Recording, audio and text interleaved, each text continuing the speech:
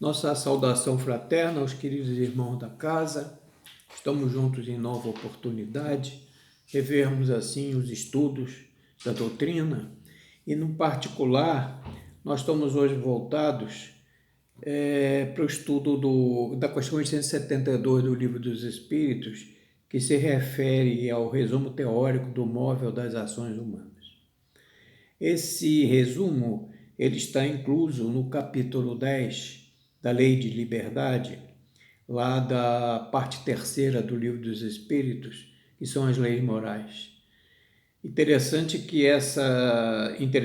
em matéria de estudo, de que as leis morais, elas comportam, fizemos aqui um somatório, nada mais nada menos que 18 capítulos, de forma que a importância da nossa sublimidade, da nossa conquista moral, dos nossos esforços, é algo sine qua em nossas existências, ou seja, primordial. Né? Então, nós vemos aqui na questão 872, é muito longa, fizemos aqui uma síntese bem abreviada para que pudesse caber dentro dos 30 minutos, né, que nos são reservados. Então, de uma forma genérica, Allan Kardec nos traz aqui que as faltas que cometemos são efeitos e que há uma fonte primária, uma causa. Essa fonte primária são as nossas imperfeições, né? As mais variadas que nós exercemos dentro ainda do nosso primitivismo.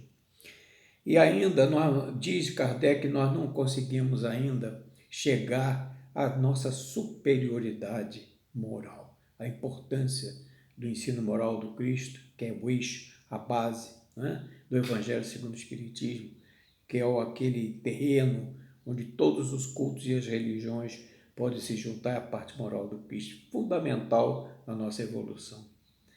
E continuando aqui, no relatório, na racionalidade de Kardec, um dia nós encontraremos, um dia estaremos assim em condições de abranger, de exteriorizar essa sublimidade da moral. Mas aí Kardec faz um cotejo nesse capítulo 10 entre fatalidade e livre-arbítrio. Ele começa dizendo, afinal, como remonta, em que se baseia esse chamado livre-arbítrio tão comentado, né, na nossa sociedade e entre nós mesmos na doutrina espírita, a base, né, da codificação. Diz Kardec que o homem não é fatalmente levado ao mal. Assim, os atos que pratica não foram previamente determinados. Não há aqui fatalidade. Quer dizer, não há um curso único. Isso aí vai acontecer porque é assim, porque é fatal, tem que acontecer. Não, o livre-arbítrio impede, evidentemente, na sua excelência, na sua execução, que essa fatalidade não existe. Ela existe em termos de raciocínio. Os crimes que comete não resultam de uma sentença do destino. De fato, esses crimes aqui, há um arrastamento. O arrastamento, invariavelmente, ele não é irresistível. Depende da nossa vontade, do nosso querer, da aplicação vera do nosso livre-arbítrio. E que pode resultar nessa sentença do destino. Essa sentença aí é como se fosse algo fatal, condenado. Cada um de nós errou, é condenado, é sentenciado lá nos tribunais, junto às turmas de tribunal, a sentença transita em julgado, não há mais recursos, então cada um de nós se sente mais à vontade, mais liberado, porque as leis humanas já efetivamente, aquelas da sociedade, se fizeram incidir. Mas existe nossa consciência cósmica que está dentro de nós, quando nós nascemos e que Deus nos criou assim. Simples ignorantes, mas com essa consciência cósmica está adormecida em nós e através dessas lições nós vamos despertando, saindo do nosso primitivismo para sair também dessa janela estreita dos 5 sentidos que nós temos, que ela é histórica, audição, visão, paladar, olfato, tato. É preciso despertar em nós toda essa consciência, sair da consciência micro para a consciência macro. Então, há um exemplo que Kardec traça aqui, que o homem pode, por prova ou expiação, escolher uma existência em que seja arrastado ao crime, mas será sempre livre para agir ou não na sua execução. Então não há arrastamento irresistível. Ninguém está fadado ao fatalismo, a essas coisas que são já previamente engendradas. Não existe isso. O que existe é o nosso poder de ascensão, de querer. Ora, o livre-arbítrio existe para cada um de nós em duas etapas interessantes que Kardec traz aqui. Quando no estado de espírito, ao fazer a escolha das existências e das provas. E também como encarnado, quando ele sai do estado de espírito e volta aqui para a experiência terrena, quando ele está encarnado, há um desdobramento desse livre-arbítrio. Aí, como encarnado, ele tem a faculdade de ceder ou de resistir aos arrastamentos aos quais ele está submetido para a sua evolução, se tornar completista, como está na obra de André Luiz, no Dicionário da Luz, lá com Alexandre, em que há um capítulo que se fala sobre os completistas, aqueles que no plano espiritual fazem o seu, digamos assim, aquecem com relação a tal ou qual circunstância na sua existência para sanar males do pretérito que estão perturbando lá na erraticidade, a ascensão do espírito, retorna à experiência física para sanar, para clarear os centros vitais de seus perispíritos. Raros são os completistas, raros são aqueles que completam as suas tarefas. A maioria de nós cai aqui, levanta, cai de novo e vamos nessa ascendência na misericórdia do Pai até que despertemos por inteiro. Então, como já lemos aqui, existe o livre-arbítrio no estado de espírito ao fazer a escolha. E como encarnado, já lemos também. Ora, cabe à educação, diz Kardec, no Livro dos Espíritos, a educação é mudança de hábito, né? Modificação das nossas atitudes, atos e procedimentos primitivistas que ainda imprimem a nossa personalidade no nosso hoje. Então, cabe à educação combater as más tendências. E a educação incidirá de forma útil quando se basear no estudo aprofundado da natureza moral do homem. Então, a natureza moral do homem, está aí os 12 capítulos na parte terceira do Livro dos Espíritos, na parte moral, quantas e quantas sucessões em que a parte moral está vinculada aí, e muitas vezes nós não damos conta. E é preciso que acordemos para essa realidade, porque há dentro de nós uma consciência cósmica. Lembrando de Kardec, nós também lembramos de Leon Denis, que foi um dos ícones, né, do espiritismo lá na França, lá nos idos de 1857, a época em que o Livro dos Espíritos foi dado à publicidade, em que Leon Denis tem uma racionalidade também muito, muito significante com relação a esse despertar, que ele diz que a nossa fase inicial é a do sono, e por isso mesmo nosso psiquismo dorme no vegetal. Ele dorme no mineral, sonha no vegetal, sente no animal, pensa no homem e prossegue com uma imensa capacidade de intuição no anjo e vai adquirindo novas experiências sem cessar infinitamente. Ou seja, diz Leon Denis, que o ser está fadado à consciência cósmica que nele dorme. Então esse é o nosso despertar, sair do nosso primitivismo para ascender, não sair dessa janela estreita dos nossos 5 sentidos, de ver os demais virtudes e talentos que nós temos em nós. E continuando, diz Kardec, nesses termos há que considerar que o progresso moral decorre do progresso intelectual. Isso está a todas as luzes na questão 780 do Livro dos Espíritos e também concomitância às letras A e B, que Kardec racionalmente refaz as perguntas para que fique bem claro, através dos espíritos reveladores, essa questão do progresso intelectual engendrar o progresso moral, é que a partir da nossa inteligência, do nosso raciocínio, nós vamos cultivando já aquelas ideias mais elevadas, mais educadas, mais evolutivas, não é? Entre o bem e o mal. E o livre-arbítrio está exatamente aí, a visão do bem e o mal, seguir ou não seguir, é a nossa vontade, é o nosso poder de decisão, não havendo aí arrastamentos irresistíveis. Então isso causa efetivamente, em que pese a inteligência do homem subir muito, a ascendência moral vai devagar, mas ela vai não crescendo até nivelar e superar, para que a gente possa ter então esse despertamento do nosso sono letárgico, que Leon Denis fala lá nas suas obras. E retornando aqui, nós vamos ver que Kardec diz que o homem é livre para escolher. O desenvolvimento do livre-arbítrio acompanha o da inteligência e aumenta a responsabilidade dos atos. Tem isso. Nós vamos evoluindo, mas a gente vai adquirindo responsabilidade nos atos que faz. Nós não ficamos lá como ficamos no nosso primitivismo lá atrás, fazemos as nossas idiosincrasias, as nossas vicissitudes, como se ficássemos à margem ou entregues ao fatalismo, que é esse cotejo que Kardec faz do livre-arbítrio e também desse fatalismo. E ainda, Kardec considera que, desprendido da matéria e no estado de erraticidade, o espírito procede à escolha de suas futuras existências corporais.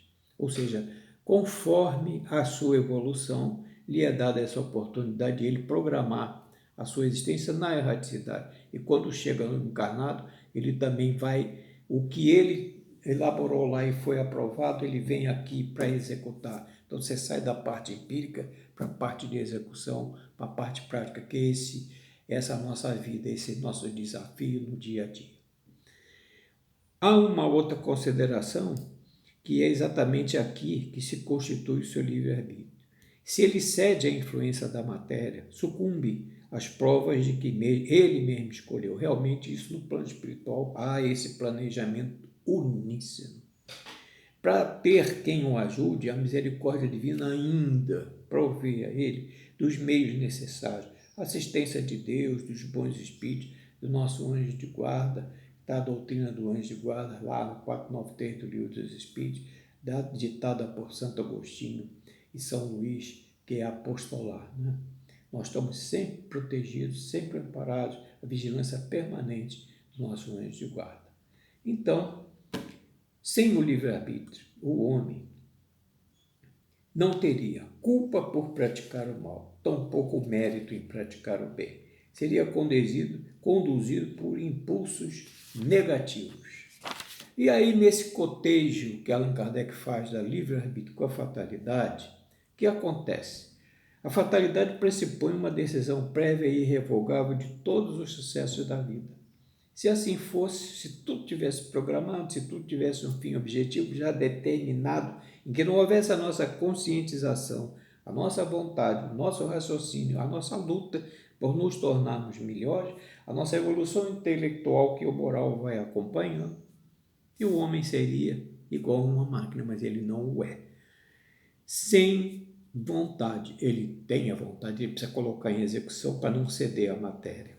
Pelo que nulo o progresso espiritual que lhe é otorgado por Deus. Então, nulo o progresso espiritual que lhe é otorgado por Deus, isso pode procrastinar a evolução de cada um de nós, mas a marcha é inexorável. Todos nós lembramos-nos de Boa Nova, de Humberto de Campos, em Jesus orientando os seus discípulos, de quando o homem cai, o irmão cai, não foi ele que caiu, foi o mal que tombou, porque ele estará sempre preparado para se levantar, a misericórdia divina sempre presente, fornecendo a ele os recursos, independente daquele que já os tem, para que ele, naquele momento, se reerga, tome a sua cruz, faça o seu testemunho e vá ele mesmo diluindo todas as agruras e vicissitudes que ele tem no seu interior, no seu íntimo. É um filtro de renovação. Então, de que lhe serviria a inteligência desde que houvesse estar dominado pelas forças do destino? O homem não é um robô, não é uma máquina, ele pensa. Né? Dentro dos critérios históricos até então, a visão, a audição, o tato, o olfato, o paladar é essa janela histórica, mas nós estamos ascendendo, saindo do nosso sono letárgico para a nossa consciência macroscópica. Então, de que lhe serviria a inteligência desde que houvesse estar dominado pelas forças do destino? Entretanto, a fatalidade não é uma palavra vã. Ela existe em face da posição que o homem ocupa na Terra, nas funções que desempenha na Terra. Esta está, assim, vinculado ao gênero de vida que o Espírito escolheu como prova, expiação ou missão. O homem sofre assim todas as vicissitudes e tendências boas ou más que lhe são inerentes. Assim acaba a fatalidade, pois de sua vontade, aí não existe fatalidade. Todas as nossas exteriorizações são efeitos de que tem uma causa. Nós lembramos do Evangelho segundo o Espiritismo, né? No Evangelho segundo o Espiritismo diz que todo efeito tem uma causa, todo efeito inteligente tem uma causa inteligente.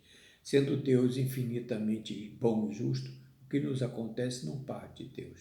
São outras causas causadas pelo nosso caminho, pela nossa decisão.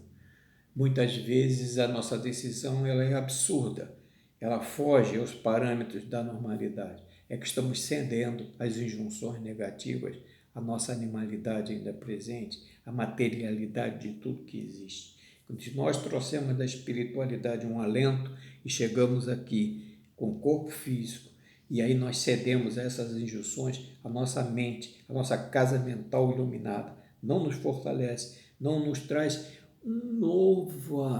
uma nova visão para que esse estudo teórico das ações humanas tenha um novo refletir, uma nova visão, uma nova luz, nós estaremos caminhando efetivamente, diversamente das pegadas luminosas do Mestre. Então isso é uma libertação para cada um de nós adquirirmos, sim, nosso poder de vontade, de lutarmos contra nós mesmos. Esses são os nossos piores inimigos, aqueles que residem dentro de nós, estão dentro de nós, comungam contra nós automaticamente dentro do nosso automatismo, empurrando-nos em sentido diverso daquele que nós programamos e que foi programado na espiritualidade maior. Aí o arrastamento, que não é irresistível, ele se torna letra morta porque nós cedemos a essas injunções. Em sentido contrário à nossa libertação espiritual. Então, nunca há fatalidade nos atos da vida moral. Consequência: a correta utilização do livre-arbítrio, o homem se abstrai da condição de homem carnal e ruma para o homem moral. Sai do homem carnal para o homem moral. Sai da matéria, de tudo que é relativo na matéria, porque a verdadeira propriedade do homem, está lá no Evangelho segundo o Espiritismo, é o quê? Ele chega aqui com os conhecimentos que tem, vivencia as novas oportunidades. Quando ele deixa o corpo, ele leva tudo que é do corpo? Não, ele leva tudo que é da alma, nada que é do corpo aqui fica. Posses, títulos, riqueza, efêmera, tudo fica aqui, ele leva o que é da alma. Então, esse é o nosso despertar letárgico, como está lá em Leon Denis, sair da nossa consciência micro para ascender a consciência macro. Há uma outra consideração muito significativa, que o homem, na fluência do seu livre-arbítrio, ele passa a ser um ente, ouve, julga e escolhe livremente de dois conselhos um, e que esse um seja saudável.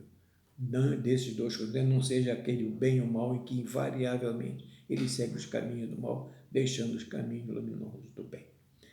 O homem não se acha privado de iniciativa, pois não deixa de agir por impulso próprio. Mas que, em definitivo, ele é apenas um espírito encarnado que conserva as qualidades e defeitos que tinha como espírito. E, por fim, as faltas que continuamos têm por fonte primária a imperfeição de nossos espíritos. A vida corpórea é para expungir nossas imperfeições. Quanto mais nós nos depuramos, mais diminuímos os nossos próprios pontos fracos. Então, na razão da nossa elevação, nós vamos crescendo, evoluindo no conteúdo moral, né? Todos os espíritos mais ou menos bons, quando encarnados, constituem a espécie humana. Façamos esforços para atingirmos outros planetas e não voltarmos. São palavras que Allan Kardec coloca nos seus estudos. Busquemos habitar outros mundos, mais elevados, e a nossa passagem por aqui será como uma lembrança, senão como um exílio temporário. Realmente a nossa existência aqui não deixa de ser um exílio temporário. Aqui o nosso planeta, tido como um mundo de provas e expiações, nós sempre entendemos dentro da doutrina, é um abençoado mundo de provas e expiações. Por quê? Porque nós passamos por todas essas etapas. Essas etapas nos são concedidas pela misericórdia divina. Não é? Apesar de estarmos dentro de todas essas vicissitudes, há um pensamento muito significativo no Evangelho que nós sempre lembramos com muita emoção. As ovelhas que o Pai entregou a Jesus para cuidar, elas jamais ficarão tresmalhadas do rebanho divino.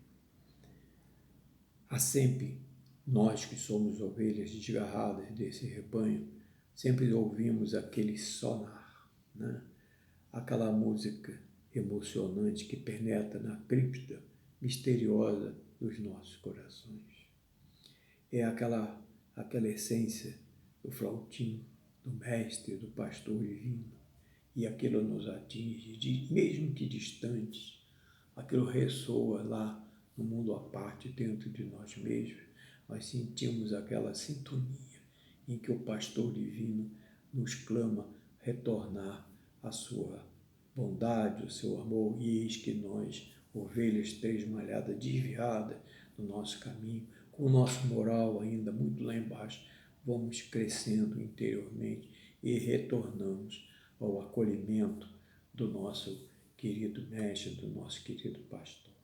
É essa música, essa essência, esse sonar que nos ilumina, que nos higieniza física e mentalmente. Então, a sublimidade, a nossa ascensão moral é o nosso aporte a outras considerações, a outros mundos, como está aqui na parte final, a mundos mais elevados. Até porque, através da doutrina espírita, das obras identificadas com a codificação, nós sabemos que os espíritos superiores sempre ascendem pela evolução própria, pelo progresso espiritual, a outras tantas esferas. Então, vislumbre-se aí no todo a lei do amor, porque a lei do amor excede a personalidade e vai se estancar, vai se produzir, se elastecer na fusão dos seres. Então é essa lei do amor que nos envolve, que nos traz a sublimidade da moral cristã, a moral que Jesus nos trouxe para a humanidade. Eram esses os pontos básicos que nós trouxemos do estudo de Allan Kardec, bem alentado.